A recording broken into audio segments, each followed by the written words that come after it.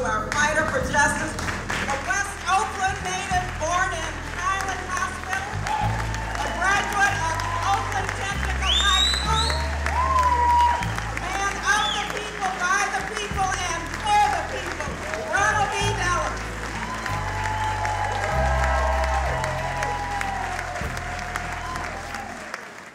I want to thank each and every one of you for being here, all of you for sponsoring this event, all my wonderful staff, people who across the years became more than staff, you became family, for all my friends, all of you who are here. First of all, I have to tell you, I made it to 80. That's an incredible thing.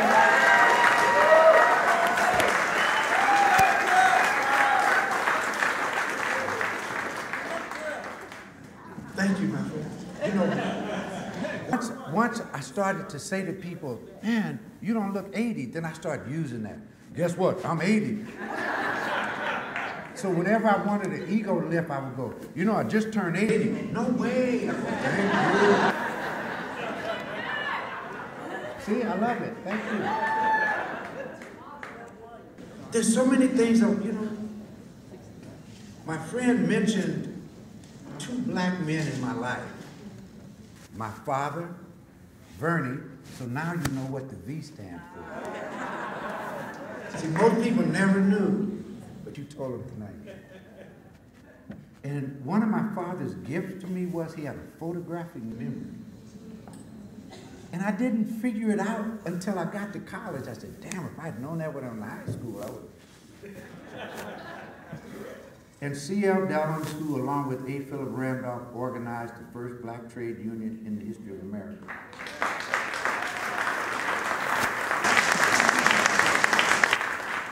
So I grew up on labor union stories and them telling me that when the Brotherhood of Sleepy Car Porters was organizing and the railroad people would find out that they were organizing, they would throw them off the trains. And some of them were thrown off the trains in Montana, Utah, Iowa, where there was nobody black within thousands of square miles. And they said, walk home, nigga. I grew up as a kid hearing that, and not many of them made it back to Oakland. So I learned a lesson from that, the courage that it takes to care and to fight for the dignity and the respect of workers and human beings.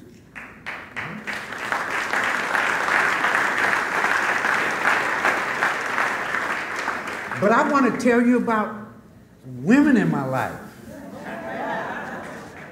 I was born in Oakland, California to a 16-year-old woman. My family came here in the early 1920s. So I lived in a house with 3 generations of incredible women. My grandmother, who used to say I'm a little piece of leather, but I'm well put together. My mother, who I thought was brilliant, but who had me at an early age and never got a chance to go beyond high school, went back to high school to finish.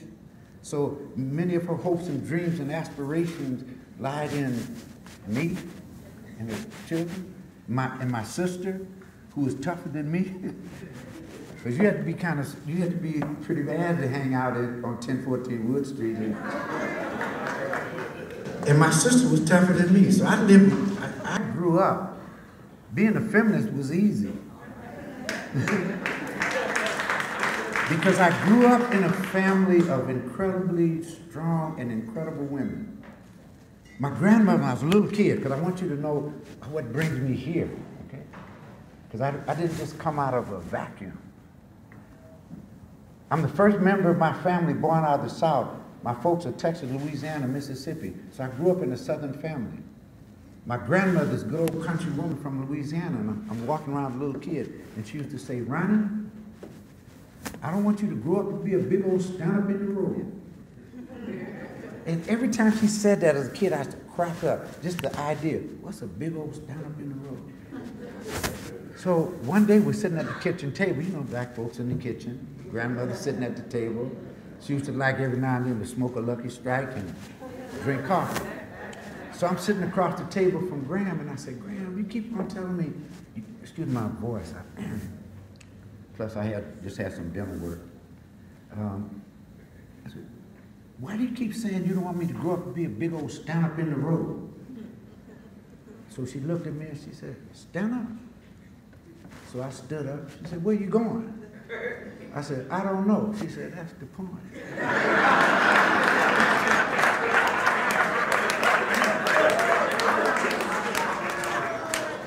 So I've been a visiting scholar at Howard University, and I tell that story to young people, and I say, so you know what she was saying to me? Have a plan, have a focus, have a purpose. Be trying to go somewhere. Standing up, big old stand up in the road, just the wind blowing. You don't know where the hell it's going. So I want you to know that I grew up in a family that told me as a little child, have a plan, have a focus, have a purpose, have a direction.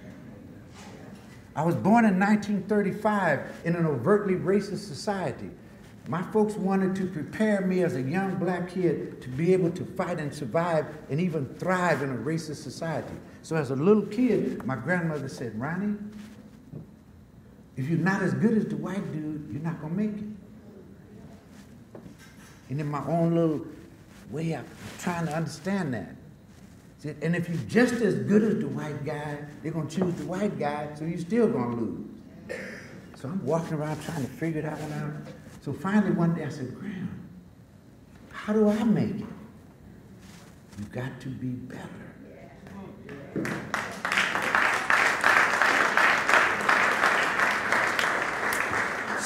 So she said to me, you gotta study harder, work harder, be smarter, run faster, fight harder, jump higher. You gotta be better if you're gonna have the slightest chance to make it in this world. I'm a little kid in an overtly racist society. But then as I grew older and I now appreciate longevity, I realized that my grandmother was smart enough to know that I couldn't control many factors, including what the white guy brought to the table. So I tell young people, and they say, well, what was your grandmother really saying to you? What she was saying was, don't settle for mediocrity. Don't settle for average. Every day of your life, bring your A game.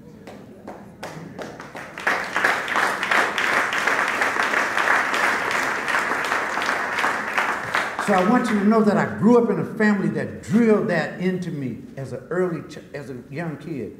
Study harder, be smarter, work harder. You gotta be here to survive. Bring your A game every day. Then I remember one day I came home, I was going to Westlake Junior High School, and I had a confrontation with a kid that jumped up and called me a dirty black African. And by the time he got the can and African out,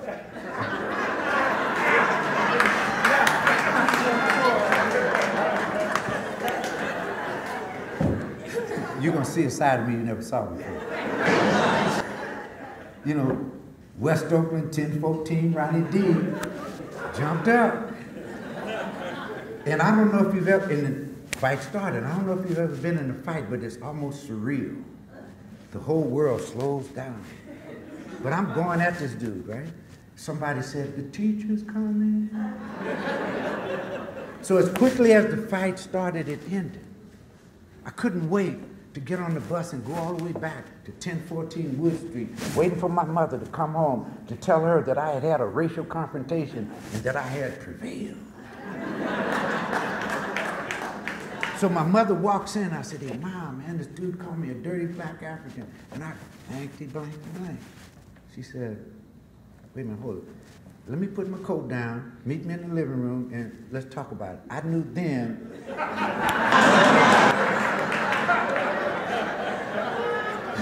something was seriously wrong. But I maintained my cool. So now tell me again, why did you fight this guy? I told you, Mommy called me a dirty black African. My mother said, I'm your mother. I work. You're my son. You go to school. So the decision that you make to fight or not fight, that's a decision you have to make without me. But since you brought it home, let me give you my opinion. Now, this is a woman, gave birth to me when she was 16, went back to high school. She had no letters. She wasn't a PhD in ethics and philosophy. She just said, my view is that if you had to fight, and that's your decision, it should have been because he called you dirty. Not because he called you black, because you are a member of the black race. Not because he called you African, because you are of African descent. And she said, I want you to know that as long as you live, wherever you go, and somebody calls you a black African, I want you to rise to 6'4" and say, you damn right.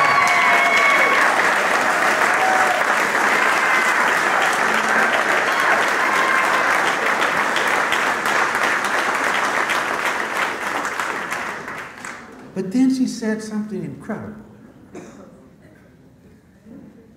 She said, but those are two adjectives that are powerful. But Ronnie Dellums is 1,000 adjectives. I went, ooh. Two of them are that you are black and of African descent. You're my son. You're an athlete. You're a student. You're a gentle person. You're this, you're that. You're 1,000 adjectives. At a time when my mother could have reinforced my anger, she chose to reinforce my humanity and strengthen my sense of who I was and my personhood. Okay? Fast forward, running for Congress. You're a young black man running against a white guy, 12-year incumbent in a 71% white district that's only 18% black. 11% Asian Latino. What makes you think you could win? Think about that. The students at Howard asked me, how would you answer that question?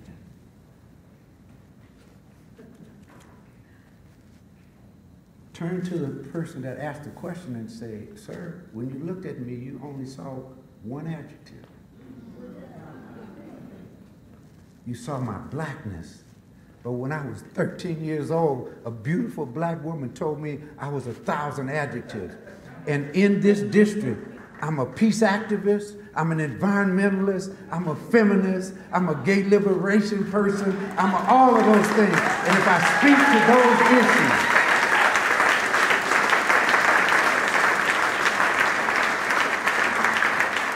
speak to those issues with clarity and integrity and dignity and strength, I believe that those persons will vote for us, okay? But when you looked, you only saw black. Did you come here white guy? How many people get up one-dimensional? Here's this wonderful woman at 1014 Wood Street said you're 1,000 adjectives. So I want you to know that what brought me forward as a progressive in the political process were these country people who gave me a progressive sense of myself as a total human being. So it was easy for me to stand up. The beauty of the Bay Area is that it was different from any other place in the country. In the South, it was the Civil Rights Movement. Someplace else, it was the anti-war movement. But in the Bay Area, every movement of the 60s emerged in close proximity and great simultaneity. In the Bay Area, we were forced to hear each other, to feel each other's pain, to sense each other's rage. We even listened to each other's music. We read each other's poetry. When we went out there, we were the black mau-maus. We were the black radicals. And then the women came up and said, no, you don't have to be black to be oppressed. We women and we're oppressed. We went, ooh, heavy point. So then we had to include that in the analysis. Gays came and said, hey, man, they're oppressing us. We said, oh, ooh. New analysis. Then some professors from the University of California came and sat down with me and others and said, have you ever heard of global warming? What is that? Climate change. We're harming the environment. Wait, we go, whoa. That became part of our analysis. Then we go out to meetings. And these bad young white dudes, the new left, the radical guys, would get up and start articulating this incredible economic analysis. And we would come back and say, man, did you hear that white dude? That's a bad white woman. So then we would start taking in that analysis. So at a certain point then, the feminists, they were hearing us too, so they were expanding. The gays were expanding. The environmentalists were expanding. The blacks were expanding. The Latino brothers and sisters came and were expanding. We started, wow, okay, this is bigger than us. So when you sent me to Washington in 1970, I didn't have the luxury of being able to go there as the radical black dude. I had to go there to be the radical black guy, the radical Latino, the radical gay guy, the radical feminist, the radical environmentalist.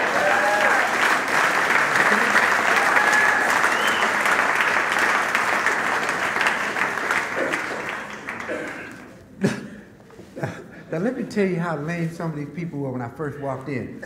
And when I was a young guy, John, I tell you, they used to call me radar ears because I could hear real well. And so I'm walking past and some of my colleagues said, because they didn't know what a feminist was.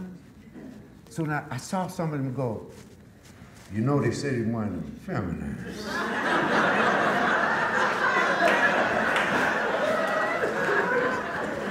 I mean, that's how lame these people were. But you asked me, how did I go from the commie pinko in Berkeley to the chairman of the Armed Services Committee? I'm going to tell you how. First of all, I told you what these women gave me, the strength that they gave me. But I'm going to be honest with you. I used to go home and say, honey, the anger and the hostility that I'm feeling, I don't know if I will be able to survive it. This may kill me. I'm just a person. I'm just Ronnie D. I'm just a human being. I'm not, you can't take that all day, every day. That's madness. Young people said, how did you get to be 80 and you don't use notes and you're not doing all of this? I said, because A, I have love in my life. B, I work around people who are younger than me, because old folks are looking back, young people are looking forward. Number 3, I get up every day with fire in the belly about something bigger than me. And 4, something every single day. Okay? Every single day. And she said, and I wrote out. And I've never accepted I used to be. As crazy as it may sound for an 80-year-old dude, I'm still trying to figure out the best me I can be.